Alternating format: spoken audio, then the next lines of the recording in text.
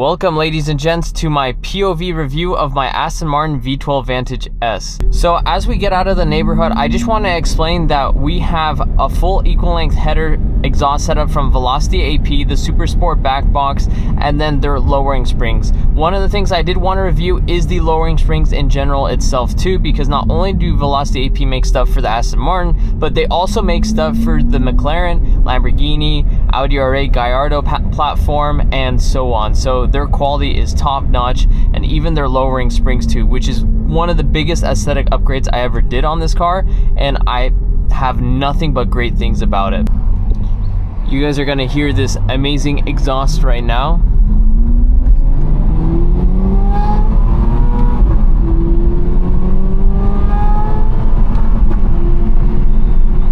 We're gonna do one acceleration here.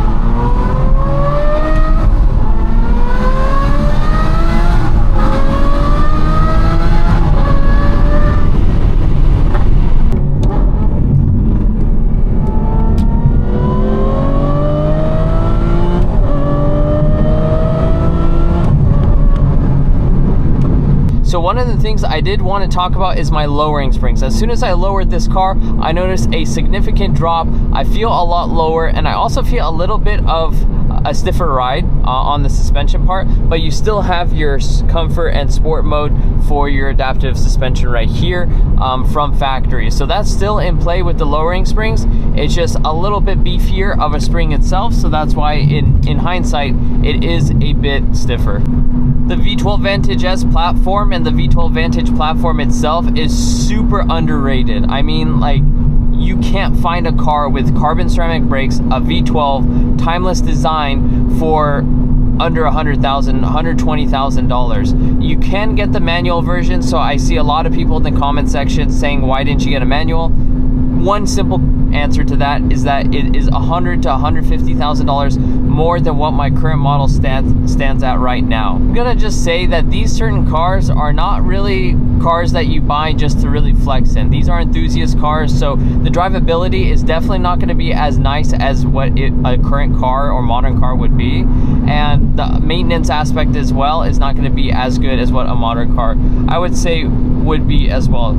In terms of comfort too, you do have a single clutch transmission similar to the Aventadors, Gallardos, and Audi R8s of this generation, and it's still pretty quick for what it is, but I could see why people kind of get not used to it, I guess you would say, or why they think it's clunky, they hate it, it's not as smooth. But I honestly think that gives so much character to the car itself, being that I'm an enthusiast myself. So obviously I didn't get a car like this to go ahead and try to show off and things like that. I bought it specifically for me and the vision I had with the content I did want to create for you guys. Let's go ahead and get one more acceleration.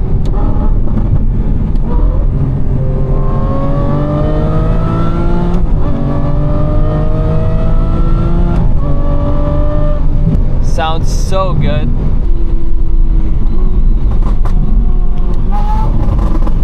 Nice.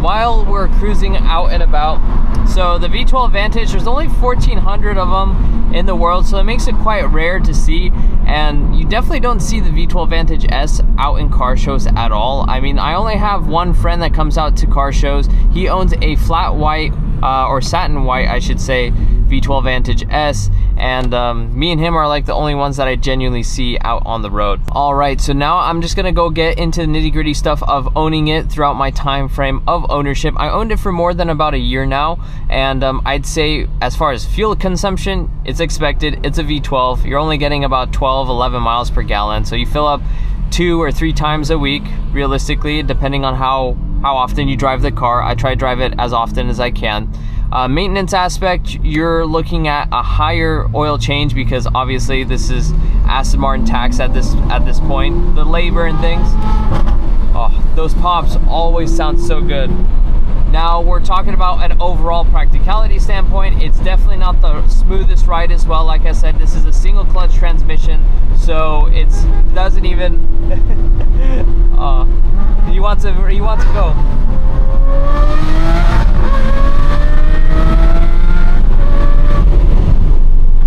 That's awesome. You definitely get that a lot.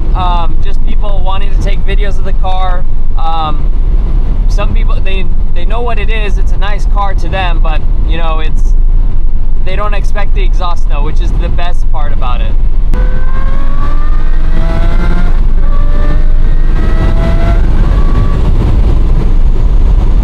Anyways, as I was saying, I kind of got sidetracked with that guy who wanted the accelerations, but yeah, this car is not the smoothest on transitions in the gear shifts because obviously it's a single clutch transmission, but the ride is really comfortable for what it is. I'd say you can definitely go on a long road trip. You have plenty of trunk space as well to even carry things for long distance road trips or taking this car out on a vacation of some sort. I don't normally recommend it, but yeah, that's normally what you would do. So when I talk about this car, I am obviously pretty biased. This is my own car. It is my first supercar, so I have a lot of good things to say about it. I don't say I mean, there's nothing really bad about it. I guess you would say you hear that the maintenance aspect is a lot. That's expected with any supercar that you do get. You know, comfortability, it's really comfortable for long distance road trips, as far as like a GT seat and things like that, again, as I was explaining. So there's not really a downside to it. Obviously if you're to daily drive it, that's going to be into effect that you're going to add more mileage, you're going to depreciate the value and so on. But yeah, that's expected for a supercar. I didn't get this so that I could keep the car stored for mileage aspect, investment, things like that. I genuinely just wanted a supercar that I would enjoy driving, and that's why I picked this car. And I had to look for something under $100,000, and I got a smoking deal. And I think I'm part of the reason why this car ended up going up a little bit in value, because of how underrated this platform is.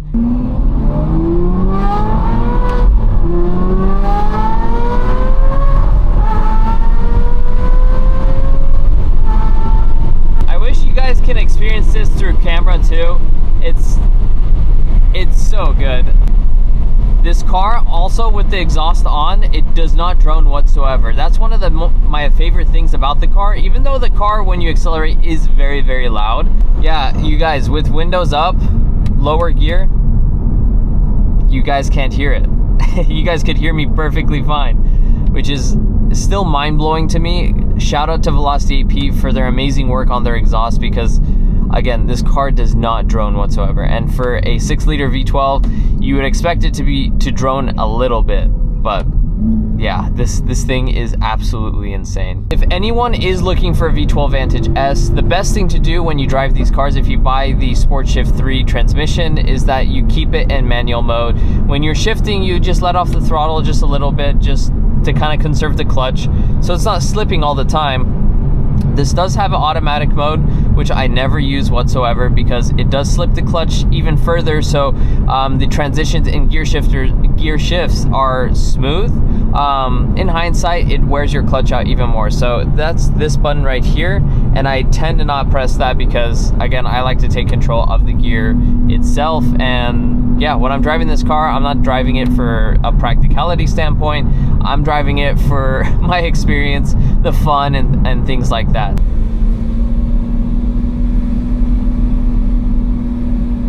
Nice, you got Aston Martin right here. Oh, there's a Valhalla just out there, I guess waiting for delivery. That was awesome.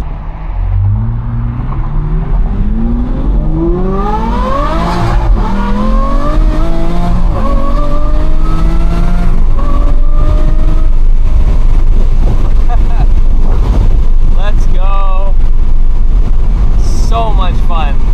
And if you guys think that this gets tiring, it actually does not. This car is absolutely insane. I do say time and time again is that I'm really grateful for having a car like this.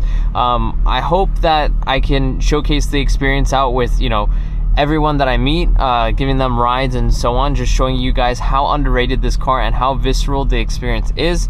And yeah, just sharing my ownership experience with you guys as well.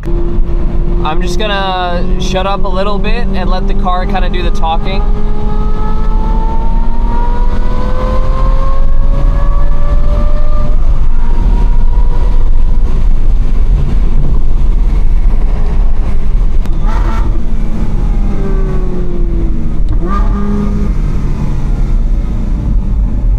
You know, one thing is that people look at me with the camera like this as a POV shot. Like, they look at me like I'm freaking crazy or something.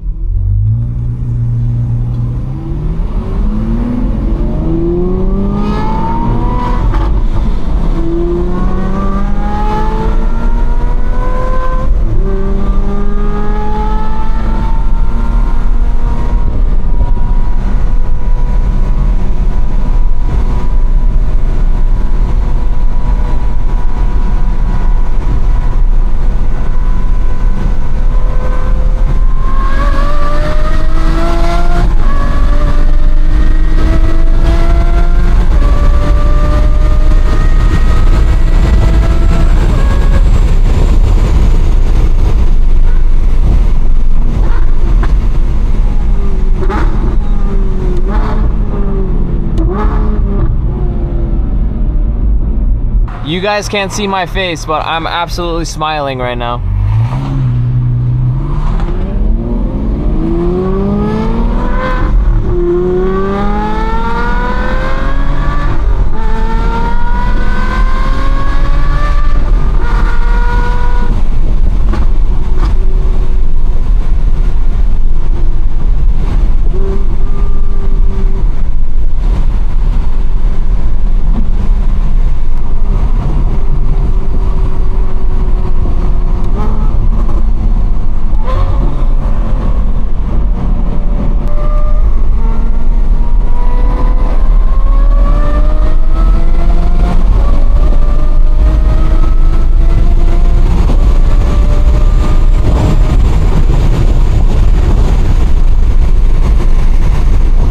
Why I got this car in particular is because I wanted something that will kind of separate me from the rest. I was really thinking about this, looking into the exotics, but yeah, because the ZL1, there wasn't too much that I saw around. A ZL1 1LE, my car before, that made about 1,000 horsepower.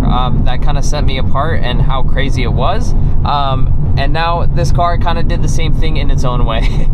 So if you guys are ever wondering what maintenance or reliability is on a supercar like this, you just have to do your due diligence and make sure you always, for exotics, you do a pre-purchase inspection. So if you're looking for a car kind of exactly like mine or anything along that criteria, definitely do a pre-purchase inspection. Do your due diligence on the auto check and Carfax report, because sometimes one will show something and then another one will show another thing. So you just want to make sure everything stays consistent throughout my 1 year of ownership of this car. I didn't get into any problems whatsoever. Yeah, there's a small leak on the valve covers, but that's something I could save for a later time. That's one of the major things, I guess you would say, that happened. But apart from that, I'm consistent with my oil changes. About every 3,000 miles is when I do them. I did a massive service when I practically, after 4 months of owning the car, I did a massive service. So I did spark plugs, coil packs, full fluid flush on your coolant, transmission fluid, differential fluid, and oil change as well, all in a massive service. I guess you could call it a 30,000 mile service. And I have no problems whatsoever. You guys see on my platforms, TikTok and Instagram too, that I do drive this car pretty hard. I don't, baby it in that way. The only time I do that is if I'm cruising. I just want to chill for the time being. But yeah, this car has been stout, as reliable as my ZL1. So really quick, overall, the lowering springs too on this car, I just made it aesthetically so much better than before. If I have some videos, I'll definitely post it right now for how high the car was before. But apart from that, yeah, it's been absolutely amazing, and I'll show you guys that right now. All right, so I switched over to my actual vlogging camera, so I just wanted to show you guys how much of a difference the lowering springs ended up doing. So you can see how much that has dropped and how much lower the car is to the ground. So yeah, she is definitely a whole lot lower. The stance of it is absolutely so much better, and it actually looks like a real supercar now. But yeah, that's one of the biggest things of what I wanted to review and show you guys as well. I really hope you guys enjoyed this video, and I don't even know what to call it. Probably some POV drive vlog, you would say, about my V12 Vantage. But don't forget to hit that like button and subscribe. It really means a lot to me, being that I'm a small-time YouTuber, and I'll catch you guys in the next one. Peace.